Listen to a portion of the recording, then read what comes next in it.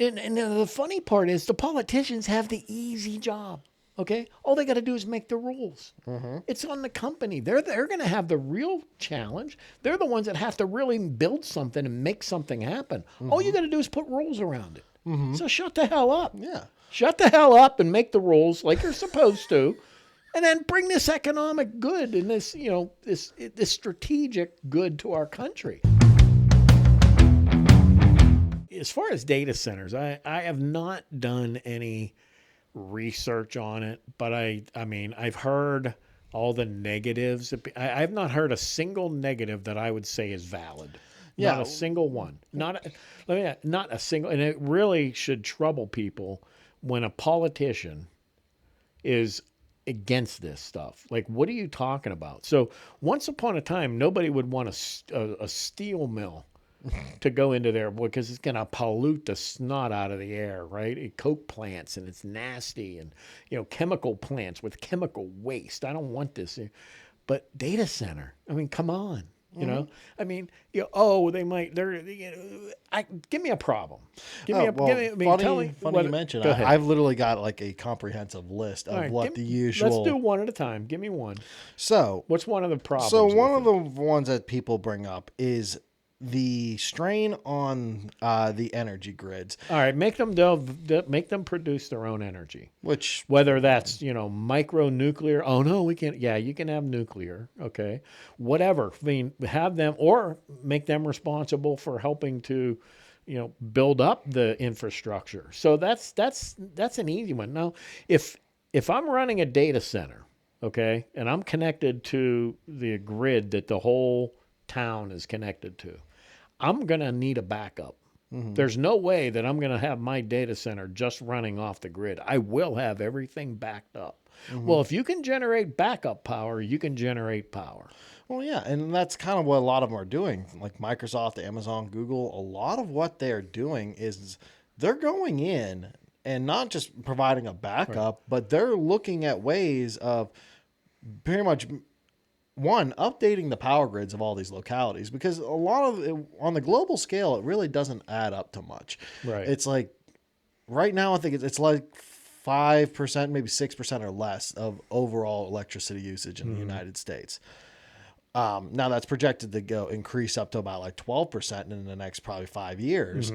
But they're making active efforts now to update the local and outdated power grids that are in the world right now, in the country right now, as well as, and they are heavily investing into not only just energy in general, but clean alternative energy, lower carbon footprints and all that stuff, nuclear. Like these companies are investing a lot into that. Right. So what they're concerned about all the local power grid stuff, it's actually going to end up improving it in the long run. Now, has it affecting us, short-term pain? Yes, it is increasing the overall cost of our electricity right now.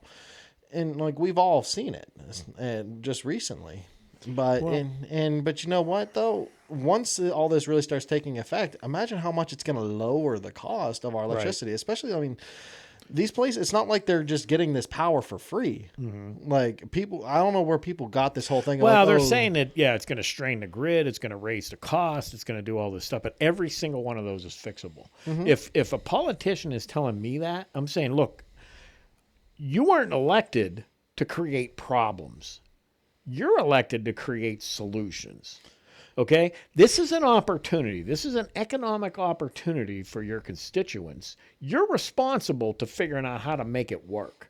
Okay? So protect us. These companies want to come in here. They're going to create jobs. They're going to help with the economy. They're going to do a lot of good for this country. Okay? Don't sit there and tell me why it can't be done. Make it work. Okay? You tell me they're going to do this and that to the power grid. Okay? Put laws in place. Put restrictions in place and requirements in place to make them fix that problem. Which is funny because they're actively doing it anyways. And the funny part is the politicians have the easy job. Okay, all they got to do is make the rules. It's on the company. They're going to have the real challenge. They're the ones that have to really build something and make something happen. All you got to do is put rules around it. So shut the hell up. Yeah. Shut the hell up and make the rules like you're supposed to. And then bring this economic good and this, this strategic good to our country. I mean, if I'm China, okay, I'm funding these politicians to oppose these data centers. I'm flooding social media with all. I don't want the United States to do well. I don't want the United States to prosper. So let's oppose data centers. Yeah. Well, what kind of? I mean, come on, people.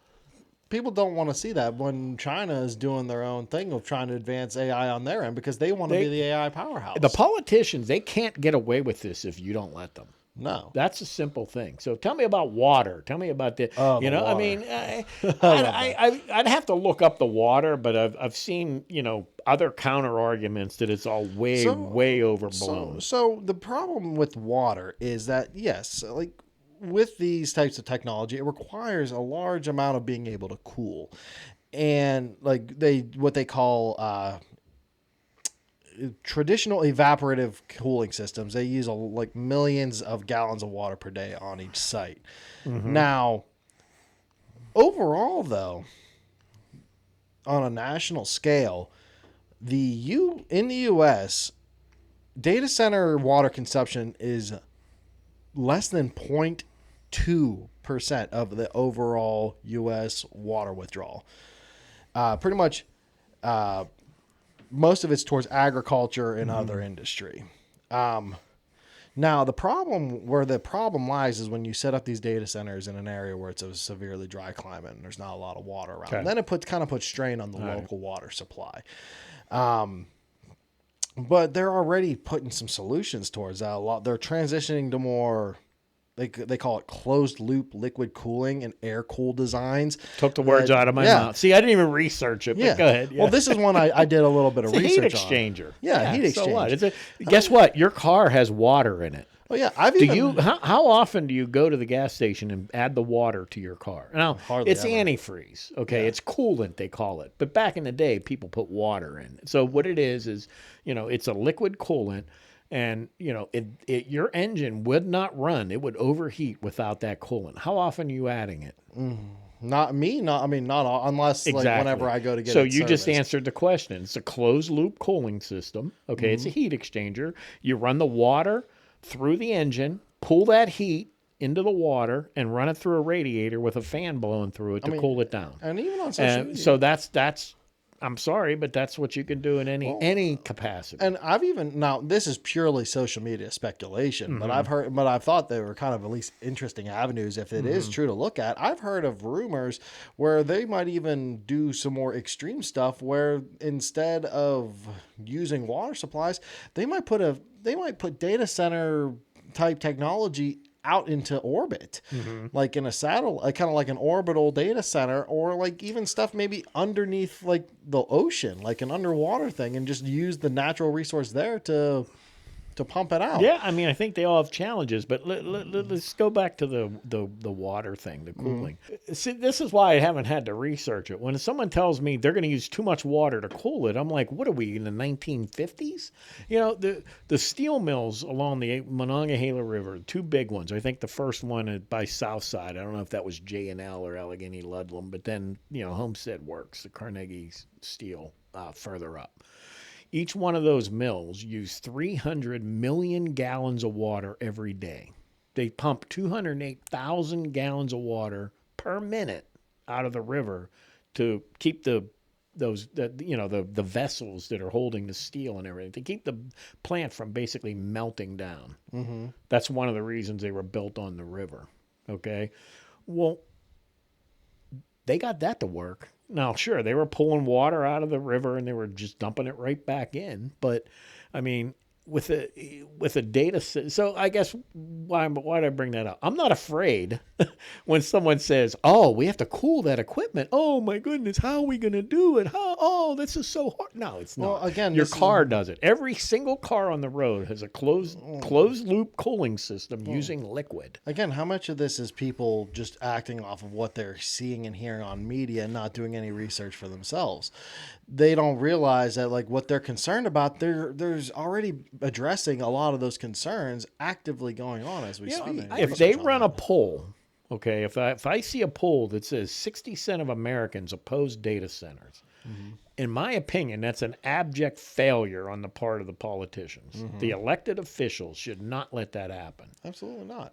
Because they've led people to believe that this is not a problem, and they would rather get votes, use that as an opportunity to get votes, than improve the economy and improve the strength of our country. And how many of those politicians are of the older variety, I might ask?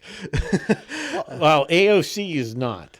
Well, AOC is hardcore against it. So, no, don't blame the boomers on this one. No. She's an exception on that role, but then again, who's her biggest influence? I'm sorry. I don't think it's the old people that are opposing the data centers. I think it's the young ones. I think it's the Democrats, socialists. I mean, I don't know. I'm seeing it a lot from both ends. I've seen Are some you? of Like, give me some, I who's forget the old that. one? I forget exactly. Don't tell me Chuck Schumer. Well, no. I mean, but he could be one of them. But I saw this video of, it was some type of one of those committee hearings in the Senate. It was either the Senate or the House, and it takes me back to that representative whenever they were interviewing Jesus, the guy that created Facebook, Zuckerberg. Oh, Zuckerberg, yeah. They were interviewing him, and they were asking some of the most uninformed, stupid questions when it came to like their Facebook, like, oh, does it like, can it get my information off my Wi-Fi, or like something about using the Wi-Fi for Facebook or whatever. And this, that, and the other. And Mark's just like, yeah, but like this, like, he gave a very practical, good answer. But it's just like the politician in question was one of these old hats that has no idea how to use the internet. Okay. So, the old guys that don't understand the basic technology. Yeah. Yeah, I get that. I don't think that's what's behind the anti-data center. I think it's more the, environmental, we're going to have, you're going to ruin our environment. You're going to take away our electricity, the big bad corporations. That's what it is. I think it's what I'm trying to get at. It's a mixed bag. You got a mixture of old politicians that don't understand it versus these new younger politicians who are very more on the trying to save the environment, trying to save the jobs sort of perspective. So it's like, all right, maybe, I don't know. I'm not. It's a mixed I just bag. can't imagine the old people that don't understand how to cool a plant. That's why I brought my steel mill. Well, yeah. These are problems we've solved, and and you're also talking about politicians that probably never worked in that line of work in their entire any life. line of work. Exactly. Never worked in any line of work. I mean, hell, look at Mondami. He was never really, his level of expertise is that he was a failed rapper and he came from a wealthy family who hated America. All right, so we're venting now. Go on. Yeah, we are. I'm sorry. I'll try not to leap on everything. No, it's you got the water. What else is the other evils? Were we taking farmland? So more the carbon footprint and corporate climate goals. Like we've already kind of addressed that. Like they're doing everything that they can to use more cleaner energy and all that stuff. So it kind of ties into the energy use. And one of the interesting ones, it refers to hardware life cycle and e-waste. So basically, it's like a secondary environmental issue of the waste of like having to cycle out the. Would Americans be in favor, people that are worried about the carbon footprint, would they be in favor of banning air conditioning in homes? I would hope the hell not, because it's funny you mentioned that, but I'll get into that here shortly. But there's no way that they would advocate for that, because it's one of the most important innovations in America. Mm-hmm. The one influencer, the fat electrician, literally just did a video literally talking about air conditioning and how it's one of probably the most important invention, because without air conditioning, a lot of this stuff couldn't happen. Like the advancements like because air conditioning started off as a way of cooling down industrial plants that required it to be a more temperature controlled environment. And I think that dates back to like the early 1900s. And then it became more popular going into in the movie industry. Everything that we have that's good, from technology to things like our movies, could not be done without air conditioning. because certain things just cannot survive the harsh environment Well, of heat. people will, it saves lives. Yeah. It literally saves lives. I mean, I ask it because it became an issue during the World Cup with all the Europeans here. One of the things they talked about was, wow, there's air conditioning everywhere. So apparently only about 20% of homes in Europe. Part of it is, they're old and tough to retrofit. I mean, mini splits, you can do anything pretty much with it. But, some people defending it said it's our culture. We care about the environment. Isn't it what your culture is sweat? I mean, I didn't have an air conditioner until 35 years old. I never lived in a home that had central air until I was 35 years old. When I was a kid, nobody had air conditioning. I mean, we had fans. You stood in front of the fan, that sort of thing. But I remember in Lawrenceville, some of the places that would when they added air conditioning, it was a big part of their neon sign. Air conditioning. They had like cool, like it looked like Arctic frost, or it was like a big deal. Go there and eat because they have air conditioning. And I remember as a kid going to places like, I just want to stay here. I don't want to leave. It's hot out there.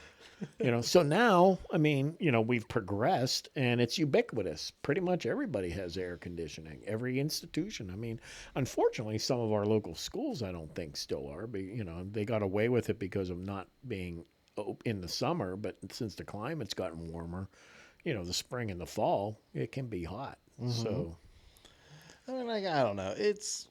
People are going to find a way to bitch about just about anything. Well, I guess if you really care about the carbon footprint and you want to have, you care about the economy and everything, then let's get rid of our air conditioners in our houses so we can build more data centers and help everybody. Let's feel the warmth of collectivism.